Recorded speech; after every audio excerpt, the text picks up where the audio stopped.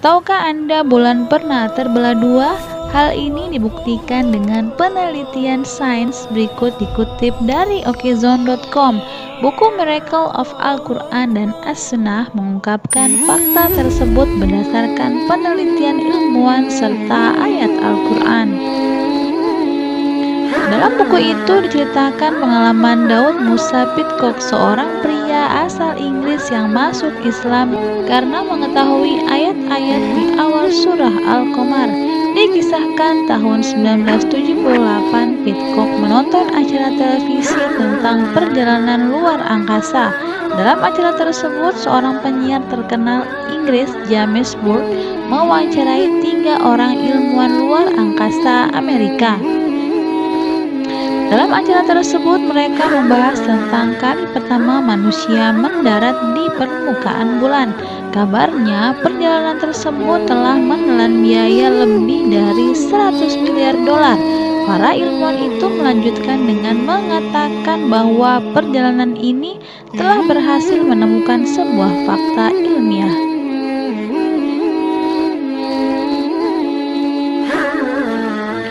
Nah, fakta yang mereka temukan adalah bahwa dahulu kala bulan pernah terbelah menjadi 2, kemudian menyatu kembali. Ada banyak bukti yang nyata di permukaan bulan yang dapat menjelaskan hal ini. Dalam penjelasan terpisah, ilmuwan Tom Wetter dari Smithsonian National Air and Space Museum mengatakan ada patahan pada bulan yang dinamakan Lobate Scarp. Diyakini bahwa patahan ini terjadi akibat material gerak bulan yang saling mendorong sehingga terjadi retakan. Bulan pernah terbelah disebutkan dalam salah satu ayat Al-Quran. Terbelahnya bulan merupakan salah satu mukjizat paling nyata untuk menguatkan kenabian Muhammad SAW. Telah dekat datangnya saat itu dan telah terbelah bulan. Dan jika mereka orang-orang musyrik melihat suatu tanda atau mukjizat, mereka berpaling dan berkata, ini adalah sihir yang terus-menerus, dan mereka mendustakan Nabi dan mengikuti hawa nafsu mereka, sedang tiap-tiap urusan telah ada ketetapannya. Surat Al-Qamar ayat 1-3.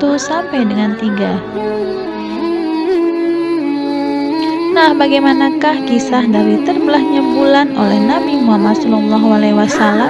Sebelum kita membahas mengenai kisah belahnya bulan oleh Nabi Muhammad, baiknya kita dukung dulu channel ini agar lebih berkembang dan selalu menyiarkan kabar atau nasihat Islam untuk para sahabat beriman.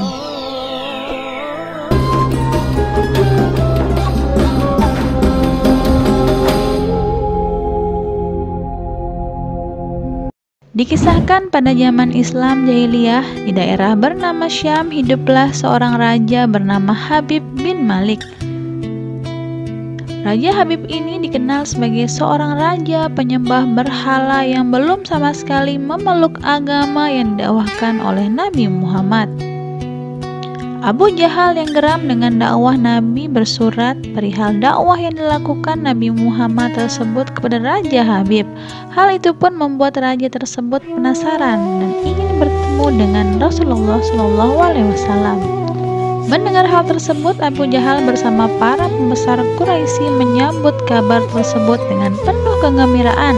Sang raja dan 10.000 orang akhirnya bertolak untuk berkunjung ke Mekah dan bertemu dengan Abu Jahal. Setelah bertemu Abu Jahal, sang raja bertanya, seperti apa orang yang bernama Muhammad itu?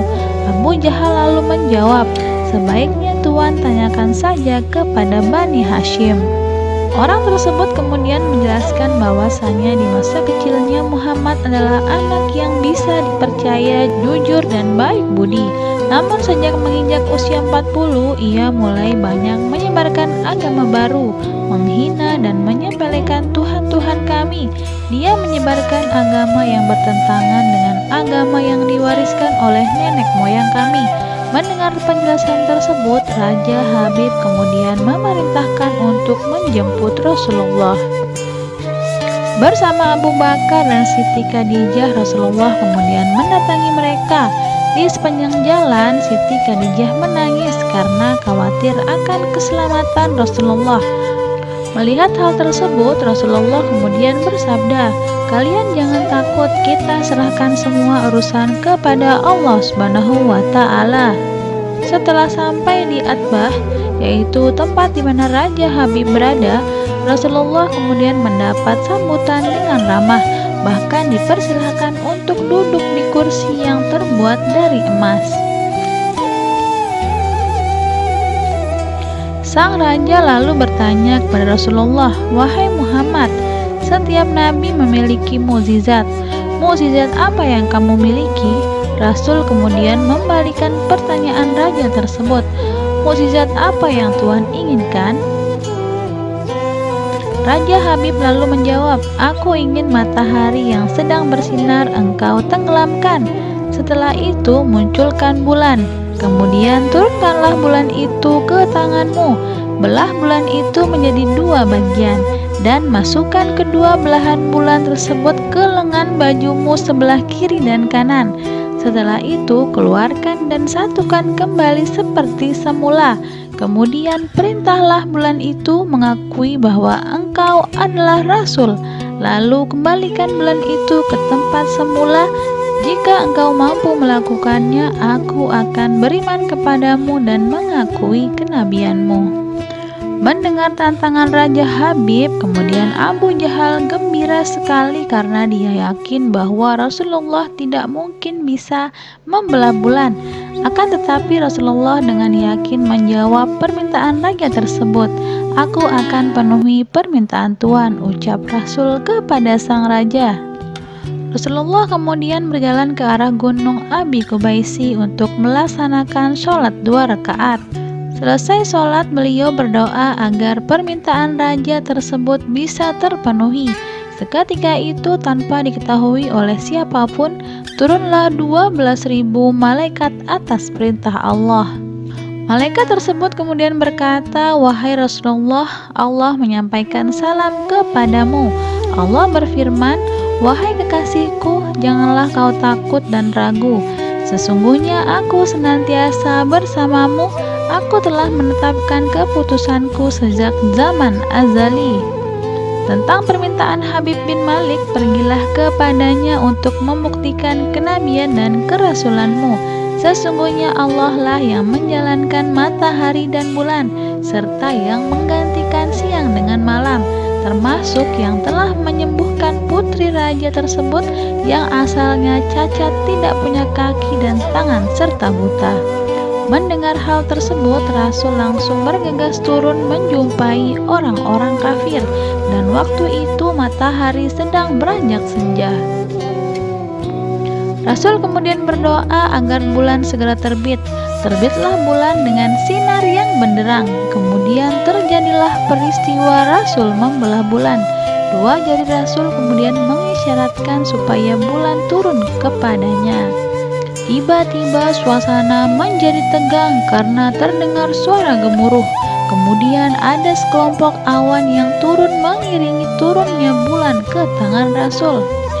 Rasul pun membelah bulan menjadi 2 dan memasukkan ke lengan kanan dan kiri. Setelah itu Rasul mengeluarkan potongan bulan itu dan kembali menyatukannya. Mereka yang menyaksikan merasa takjub melihat Rasul menggenggam bulan bersinar dengan cahaya yang indah. Bersamaan dengan itu juga bulan tiba-tiba mengeluarkan suara yang berbunyi, "Asyhadu alla ilaha illallah wa asyhadu anna Muhammadan abduhu wa rasuluhu." Mereka yang melihat hal tersebut, hati dan pikirannya terguncang, sebab terjadi di depan mata mereka langsung, bukan dalam mimpi tapi sebuah kejadian yang sangat nyata. Sang raja menyadari hal tersebut tidak mungkin terjadi pada manusia biasa. Walaupun begitu, raja tersebut masih tidak percaya. Ia kemudian berkata, "Aku masih mempunyai syarat lagi untuk mengujimu." Belum selesai raja bicara, Rasul langsung menjawab, "Engkau mempunyai seorang putri yang cacat, bukan?" Sekarang Allah telah menyembuhkannya dan menjadikannya seorang putri yang sempurna.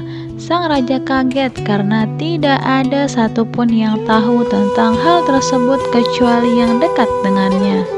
Dengan cepat ia berdiri dan berseru, "Wahai penduduk Mekah, kalian yang telah beriman jangan kembali kafir, karena tidak ada lagi yang perlu diragukan. Ketahuilah sesungguhnya aku bersaksi tiada Tuhan selain Allah dan tiada sekutu baginya, dan aku bersaksi sesungguhnya Muhammad adalah utusan dan hambanya." Melihat hal tersebut, Abu Jahal pun jengkel dan marah. Dengan emosi ia berkata kepada raja, "Wahai Raja Habib, engkau beriman kepada tukang sihir hanya karena menyaksikan kehebatan sihirnya." Namun Raja Habib tidak mempedulikannya. Ia segera berkemas untuk pulang, dan sampai di pintu gerbang istana, putrinya yang sudah sembuh menyambutnya sambil mengucapkan 2 kalimat syahadat. Lalu sang raja terkejut dan bertanya, "Wahai putriku, dari mana kamu mengetahui ucapan itu? Siapa yang mengajarimu?" Sang putri pun menjawab, "Aku bermimpi didatangi oleh seorang laki-laki tampan yang memberitahu ayah telah memeluk Islam. Dia juga berkata jika aku menjadi muslimah, anggota tubuhku akan lengkap. Tentu saja aku mau." Kemudian aku mengucapkan 2 kalimat syahadat, jawab sang putri. Itulah salah satu dari mukjizat Rasulullah SAW. Allah selalu mengabulkan permintaan para kekasihnya yang dekat dengannya, yang selalu mendakwahkan agamanya dengan penuh kasih sayang. Oleh karena itu, baiknya kita selalu menjadi manusia yang beriman dan bertakwa kepada Allah SWT, sehingga kelak kita dapat menjadi kekasih Allah yang sangat dirindukan Allah. Semoga cerita ini dapat bermanfaat bagi kita semua dan dapat memotivasi kita akan iman dan takwa kita kepada Allah SWT serta Rasul-Nya. Terima kasih telah menonton video kami, semoga bermanfaat. Assalamualaikum warahmatullahi wabarakatuh.